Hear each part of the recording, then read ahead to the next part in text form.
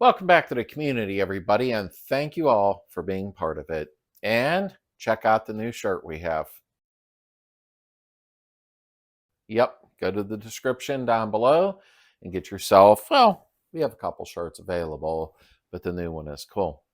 Okay, thanks for everyone that's donated to the channel and joined in the live chat Sunday night at 8 p.m. Eastern. What are we doing today? We're doing something very important that comes up on a lot of the Facebook groups, in the comment sections.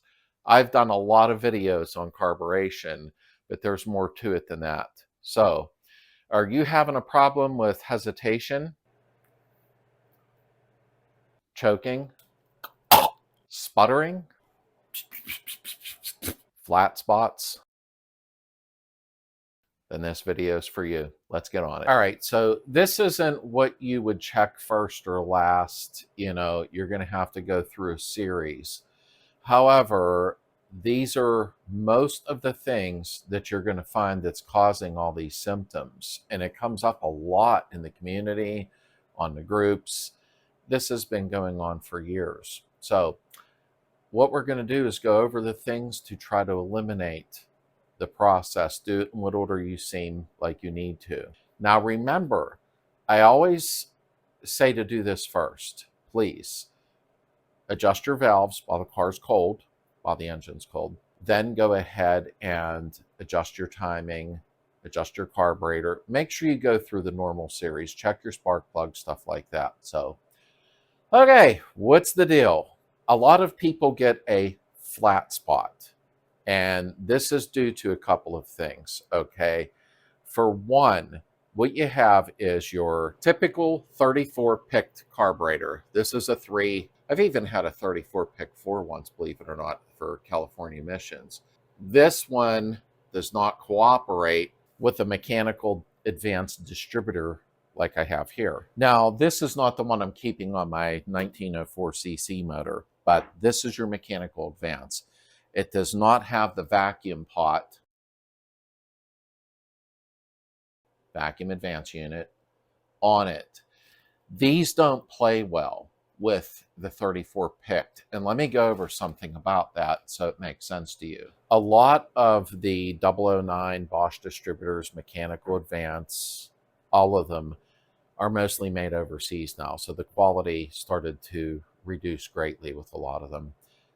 Some people have the old German mechanical advance ones without the vacuum pot, and they seem to do okay. But here's the deal. When you're playing back and forth with a 34 Solex to a mechanical advance, you might want to switch over to two different things. One, you can go ahead and find a good quality system like I have here. This is the Pat Downs Shockwave system, and no, I'm not trying to sell it. This is mine. Thanks to Dino Styles.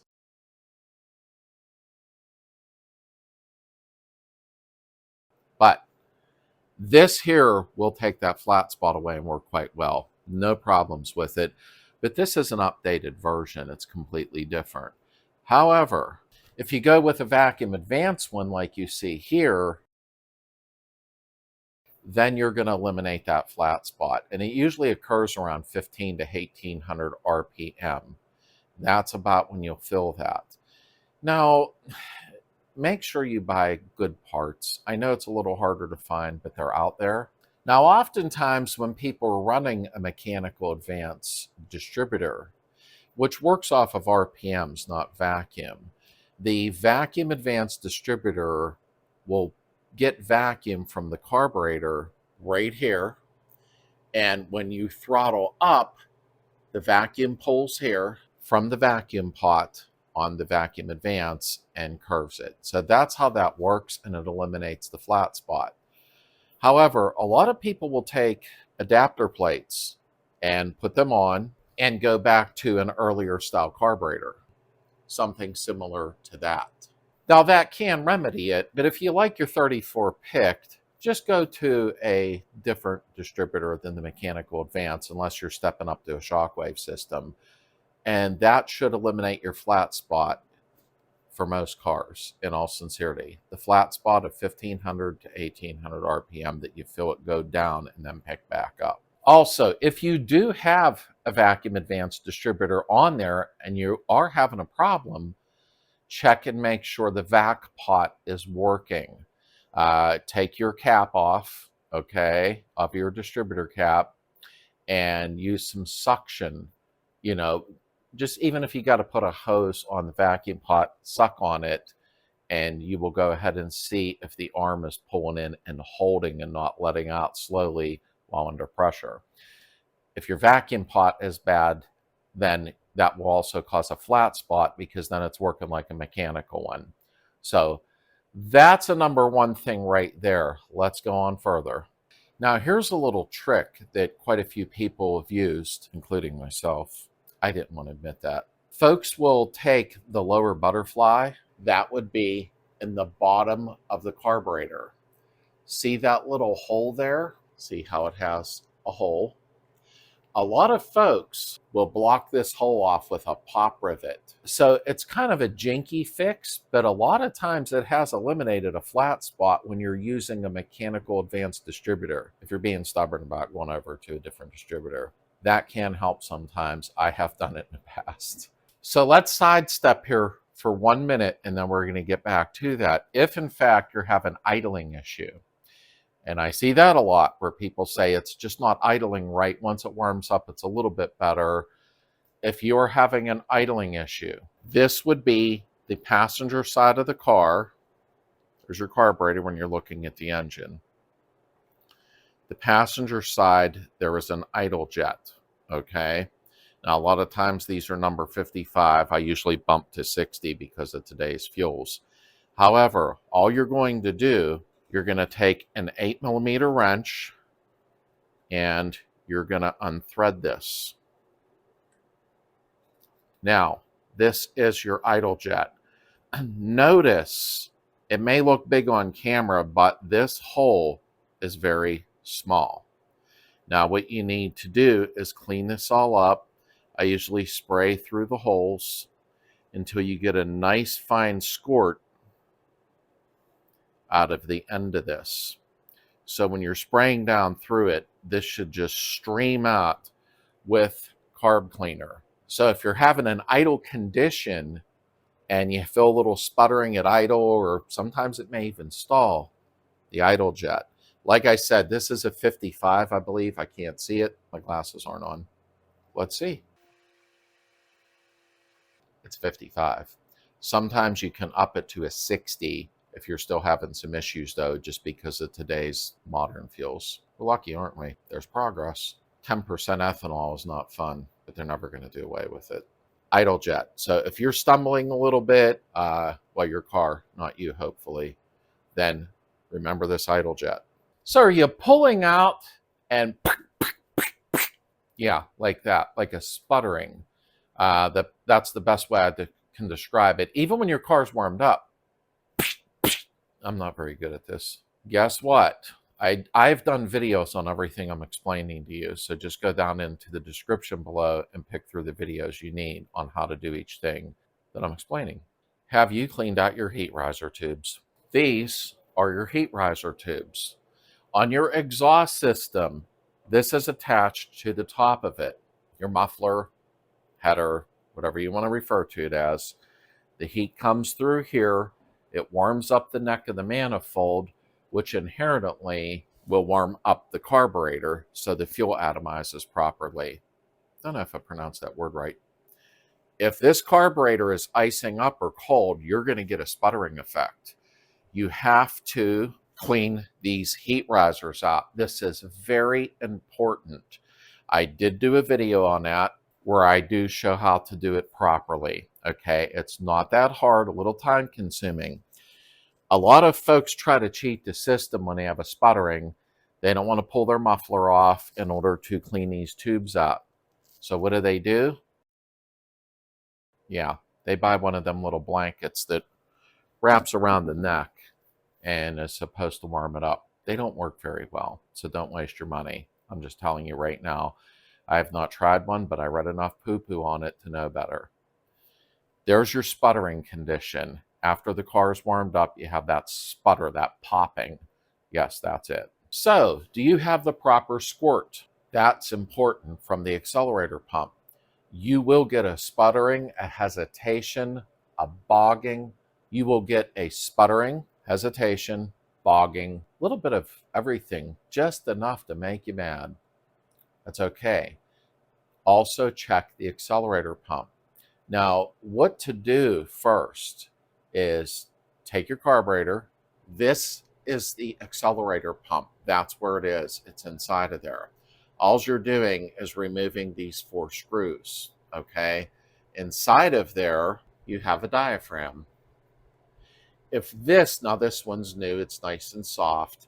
If you have one and it's got a crack in it or anything, or it's as hard as a rock, you're going to have an issue with proper squirt. So make sure you check that diaphragm. Also inside of there is a spring, and that sits inside where the diaphragm is. If this spring is wonky or broken or weak, replace the spring. Now, you've checked that, and it's fine. Your diaphragm's good, your spring's good, scratching your head, and not from dandruff. Hopefully not. Let the car sit, okay? Make sure it's turned off. You're going to go ahead with the car turned off. Remove your air cleaner, your oil bath, whatever you have. Look down inside the carburetor. When you push the pedal, you're operating the accelerator pump. It will squirt out of this little tube. See the tube?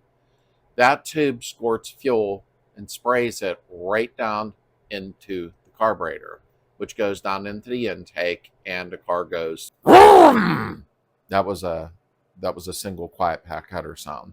When you're pushing on that and you're going like that with the arm, check the squirt. Is it a nice even squirt, or is it kind of like dying out, or it's not a nice squirt? This here, when you look at it, and it's hard to do on video, this here must go right down the middle, okay? It can't be hitting off the side or hitting off this arm. You want the spray right down the center where it's shooting down in. So that may need adjusted also, and you're only turning this back and forth. Make sure it's pounded back in tightly, but don't bend it. You have to have that spray going right down the center. I've seen some people say, well, you want it to hit off the side a little. No, you don't. No, I don't care. It is what it is. It's got to spray down the center. So adjust that arm if needed so it's shooting straight down through.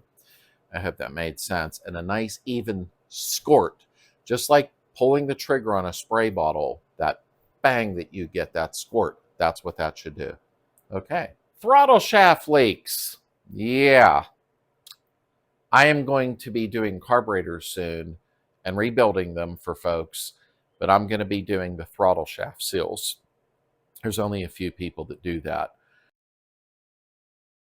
That is a #1 contributor. That is a #1 contributor. That is a #1 contributor to the problem. The thing is, when you have a throttle shaft leak, you have bushings inside here and here that this shaft goes through. And there is your throttle shaft. It goes right through here. There's bushings inside of here. And what to do to find out is, while the car is running, take a little bit of WD-40 or some water and spray it at the throttle shaft here. It goes through there. Spray it there. Did the car just jump up and idle or drop and idle, depending on what product you're spraying with? Be careful with carb cleaner, though. If that motor's hot and you're spraying right there, guess what? You're hitting the distributor and you will have a fire. So don't do that. Use WD-40 or something, which can still be flammable. Just watch what you're doing. Spray the throttle shaft area. If so, you're going to need the carburetor rebushed. If you have an old Solex, it's worth doing. As I said, I'll be starting on them shortly. I'm going to tell people to send their carburetors in. I'll redo them, ship them back. Of course, you will have to pay. It's not free, but I will keep the prices very, very easy on the pocketbook. Anyhow, check your throttle shaft bushings by spraying there. That's always the #1 culprit with these problems. What is another problem? Okay, if it's running wonky, hesitating, spitting, sputtering, coughing, throwing up, on the side of your carburetor, you will have your volume screw and your mixture screw. That's to adjust the fuel mixture and your idle. Okay, that is not your idle. Quit doing that with these screws that go in here. These are what goes in here. Notice the O-ring? Yeah, you do. It's right there. When this is put inside of the carburetor and you're adjusting it, there is an O-ring. That O-ring seals. If your O-ring is bad on your adjustment screw, you must replace it, because guess what? You're sucking vacuum through here, which is causing sputtering, choking, stalling, and you can't do burnouts. So make sure to check that. Have your car running, use a little bit of spray or WD-40 or spray water. Just do a tss. I'm good at the spray sound. Tss. You're not impressed. And if the car jumps up and idle, depending on the product you're spraying with, or drops off or stumbles on its face, change the O-rings on your mixture screws. Now here's something else. You could be running out of fuel, not in your gas tank, but in your carburetor. Let's talk about the float level. Are you running out of fuel and all of a sudden your car's bogging down, then picks back up, bogs down, hesitates? Yeah, all the symptoms. You're familiar with them. That there is your float. See the nice new little white piece here? That is your float. When your float is in there, your bowl fills with gas. This float is sitting down in on a pivot. As the gas fills up in this bowl, the float will rise. This is the top of the carb. It's on top. It has a shutoff valve. Now that shutoff valve, the float comes up and hits it and shuts the fuel off. Okay? This one needs cleaned. It's not dropping on its own. It shuts the fuel off. If this is not adjusted correctly with your shims, is what I call them, okay, it can shut the fuel off sooner. If the fuel is shutting off before the bowl is filled, you're going to run out of fuel, kind of fictitiously, not out of the tank, and you're going to start dropping down. And then it'll give it a little more fuel to start to build up, boom, and you'll pick up power again. So that is another symptom that could be remedied by checking that. What other problem can there be? Start it up, choke is completely closed, like that, because it's supposed to slowly open as things warm up. But guess what? You started, it's closed, it's running great. Then it starts to open up and it starts running like crap. Yay! That's aggravating. Your automatic choke, or should I say your electric choke, let me bring you over here, is on the side of the carburetor. Now there is a spring inside of here, and I did a really good video on this. It's down in the description. How it functions, how to check it, what to do, how to test it. So that spring goes in and it hooks to this arm. That arm opens and closes the choke. If this is not clocked properly, you can see little markings on here, and you will see a dot on here. It will line up with these marks. Now, truthfully, I've had them adjusted where they're not lined up with the marks. So honestly, you're going to have to adjust it to according to the video that I did. There is a wire that goes to here that electrifies it. It's a hot wire. What you want to do first is turn the ignition on and put a test light on the wire going to this and make sure it has electric. Technically, see if the light is coming on the test light. If it is, then you got electric to your choke element, and then you're fine, at least with the power going to it. These springs can go bad. Like I said, I have a video in the description down below on how to test these and how to set your choke up properly. A lot of times, if it's opening too fast, then obviously your car is going to run really bad. It's not even warmed up yet. So you'll have to adjust it properly. Usually turning it like clockwise should richen it up a little bit. So that's another thing to check, is the choke. That will cause you some serious stumbling issues and stalling and a lot of hesitation. Now here's something else that's very important. We have the fuel lines running through the tunnel for the last 60 years, the metal lines. I'm going to run a new metal line on mine. I'll do a video on that. They're all crusty and rusty. I didn't rhyme it on purpose. And what happens is we get these nice new ethanol fuels, things of that nature, and guess what it does? Breaks up the rust. That's not good because you have little particles going inside your carburetor and clogging it up. Also, the rubber hoses that we have now, try to get fuel injection hose that's ethanol resistant, and then you won't have particles of little rubber shredding off from the ethanol and going into your carburetor and clogging it up. That will cause serious issues with hesitation, choking, sputtering, maybe hitting a lottery. It will cause a lot of issues. So the gas line, I did do a video on that down in the description below on how to clean that fuel line out and knock anything loose in there. Pressurize it to check for leaks. I did a really good video down below in the description on that. That is another contributor to stumbling and actually dying out and flat spotting. And don't forget, inside your fuel tank, I removed mine. You do what you want to do. You have a little filter in there. It's like a little sock up inside the gas tank.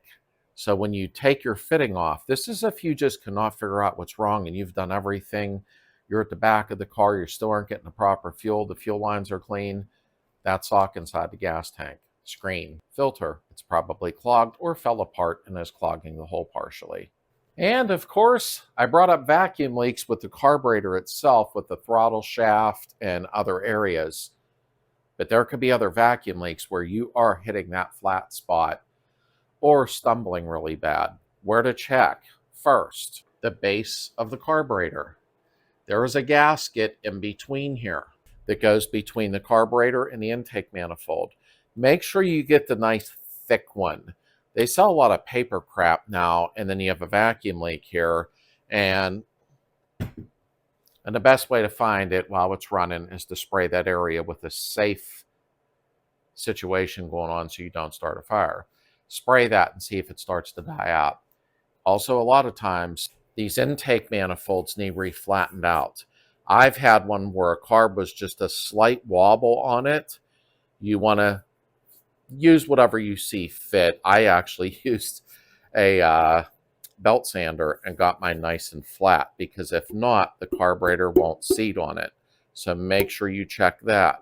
Next, check your intake boots. This is where the casting would come up from your dual port, okay? Intake manifold. Check in these areas. Spray there for an intake leak. They do that a lot. I don't like these orange crummy ones. That's why it's just for display purposes. But I really don't use those. I like the old black German rubber ones. Check for intake leak there. Where your intake manifold goes onto your cylinder head, there's a metal gasket or a paper gasket. The metal gaskets are one-time use only, which I always replace gaskets regardless. Check there, spray down in there, and find out in a safe way if you have a vacuum leak there. Like I said, this is in no specific order whatsoever. A dirty carburetor. But wait, I bought a brand new carb. Even though you're buying new carburetors in this day and age, you still need to take them apart and clean them, sadly. There's a lot of machining done on these carburetors to build them. And it's not just, you know, your Chinese carburetors or whatever. It's all of them. My son bought an Edelbrock off of a very large manufacturer, and he had to take it apart, and he found little shavings in there from the machine shop. So it can happen. It's not just us in the Volkswagen world. I did a really numerous good videos on the carburetor clean out and rebuild, because down inside you have your main jet. I mean, I could go on and on. You got to pull this out.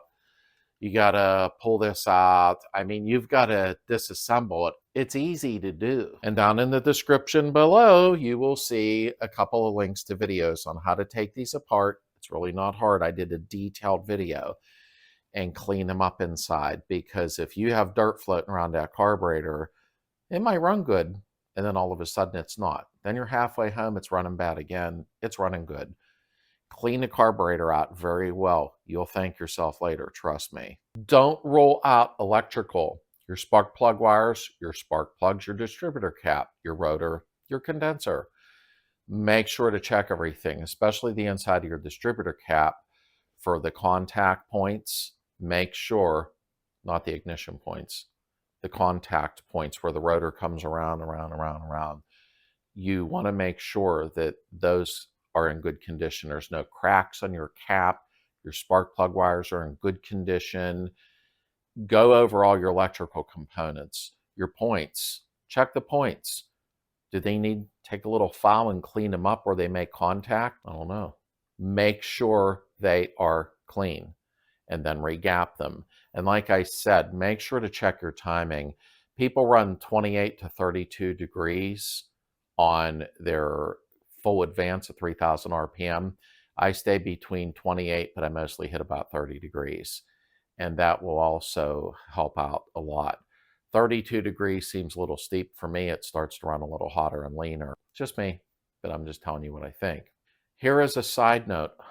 A lot of people get that flat spot when they're using a mechanical advanced distributor with a 34-pick carburetor. Do you know what some people will do? They'll take their timing from 7.5 degrees before top dead and move it to 10 degrees. They advance it. Then they turn up the squirt on the side of their carburetor and they advance the squirt to get more fuel. If you do that, and I'm sure some wise guy will come in the comments and say, I've done it, never had a problem. If you start advancing your timing where more than it should be in a stock engine, and you start shoving more fuel into it by turning up the accelerator pump, the long term is you're probably going to end up cooking your motor. Just saying. Seen it happen. Not to me. You want to see something really cool? I want to show you what I'm doing and see what you folks think about it. This was not my idea. Car's moving. This was not my idea. Really? This was not my idea. Johnny Jacobs, our admin who'd passed away a few weeks ago, that is who came up with this idea for me, and I thought it was really cool. Now, my 68 Beetle has a, I think this is a 72 trunk lid. I can't remember. Mine got bent with a little incident.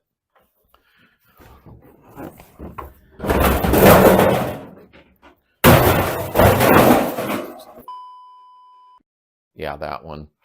So I would actually have to buy a longer piece of chrome trim that would come up to here, because I think 71 or 72 and up, I can't remember, didn't have the VW logo here. So Johnny said, instead of you buying a new piece of chrome trim that goes up, do you want your VW logo there? I said, no, I'm not really interested in that.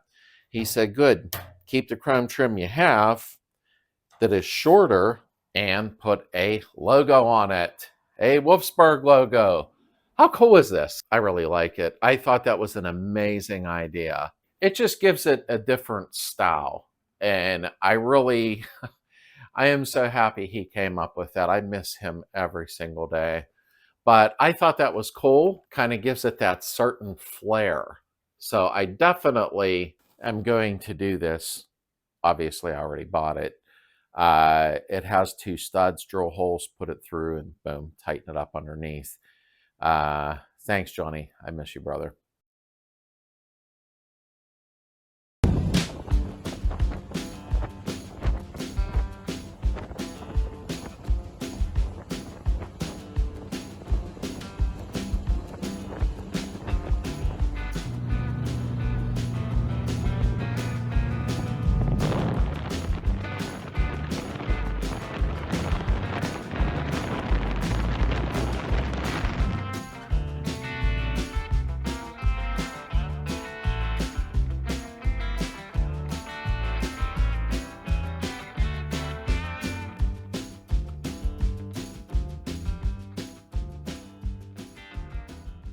So that is your little DIY tutorial, me talk a lot type of situation.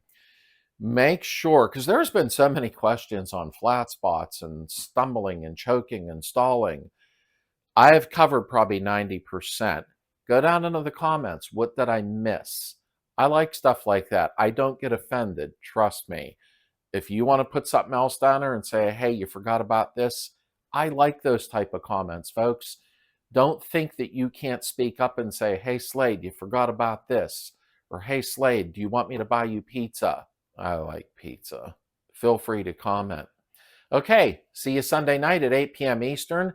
We'll do the live chats from the garage again very soon. I'm just waiting on this weather. It is so cold.